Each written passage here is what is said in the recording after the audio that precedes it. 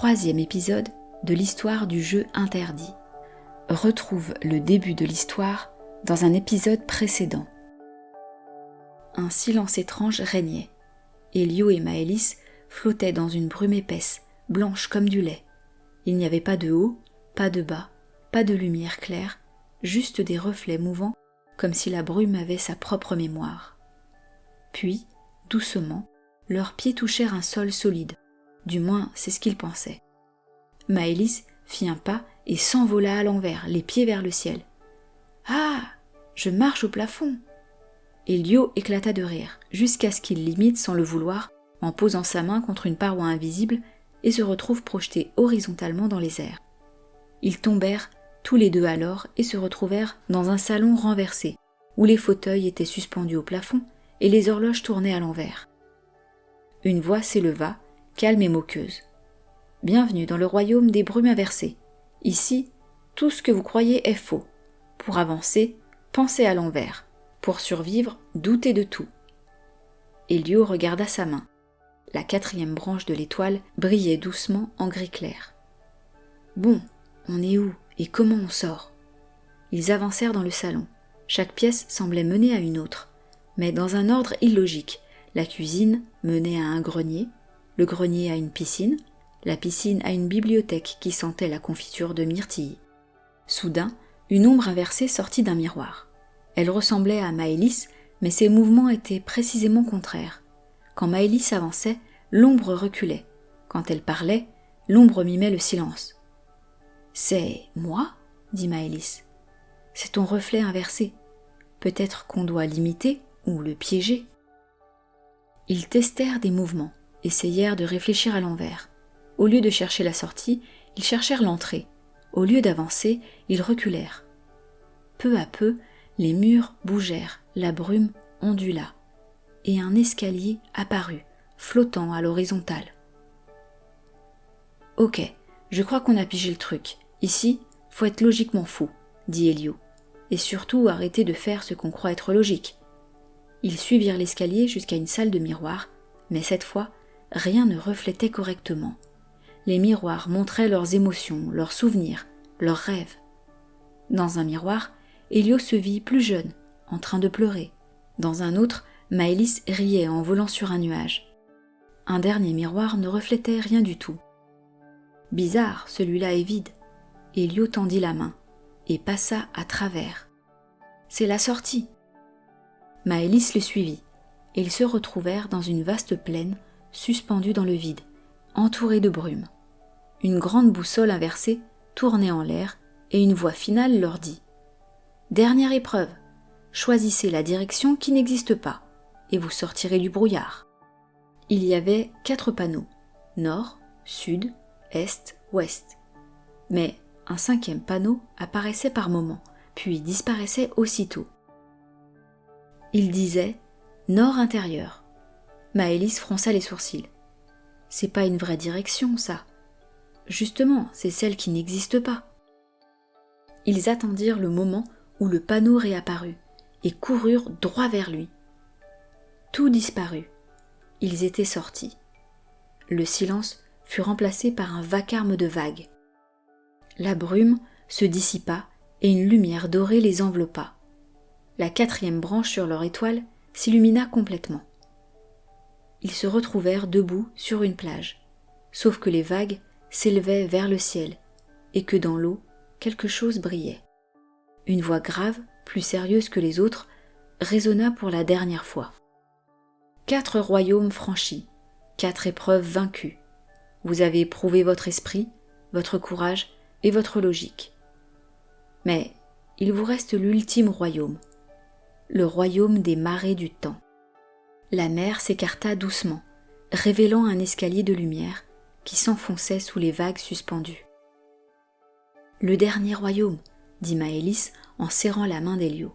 « J'espère qu'on va rentrer après ça. » Et ils descendirent ensemble, dans les profondeurs du temps.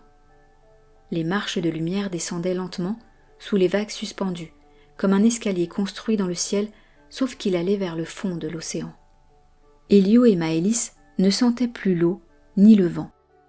Tout était silence et lumière mouvante, comme s'ils avançaient dans un rêve. Au bout de l'escalier, ils arrivèrent sur une plage, figée. Les vagues étaient arrêtées en plein vol, un goéland flottait dans l'air sans bouger. Et même le sable ne glissait pas sous leurs pas. C'est comme si le temps s'était arrêté, et regarde ça, un sablier d'eau, souffla Maëlys. Une immense clepsydre se dressait au centre de la plage. À côté, une vieille tour d'horloge battait lentement, chaque tic-tac prenant 10 secondes. Une inscription brillait au sol. Bienvenue dans le royaume des marées du temps. Ici, chaque seconde compte et vous appartient. Gagnez votre retour ou restez à jamais entre 2 battements. Elio regarda sa main, la 5e branche de son étoile clignotait, bleu pâle. On touche à la fin, dit-il. Un gardien du temps surgit. Il était fait d'aiguilles d'horloge, avec une cape en poussière d'étoiles. Pour rentrer chez vous, vous devez trouver la clé du temps. Mais attention, ce royaume joue avec vos souvenirs et votre avenir. Avant qu'il puisse poser une question, le sol se mit à tourner, littéralement. Ils furent séparés, projetés chacun dans une bulle temporelle. Elio se retrouva dans un couloir en spirale, tapissé de souvenirs. Il était dans le labyrinthe du passé. Ici, il revit le jour où il avait cassé le vélo de Maëlys, le moment où il avait pleuré seul à l'école, la fois où il avait osé grimper sur le toit du garage. À chaque carrefour, une question surgissait.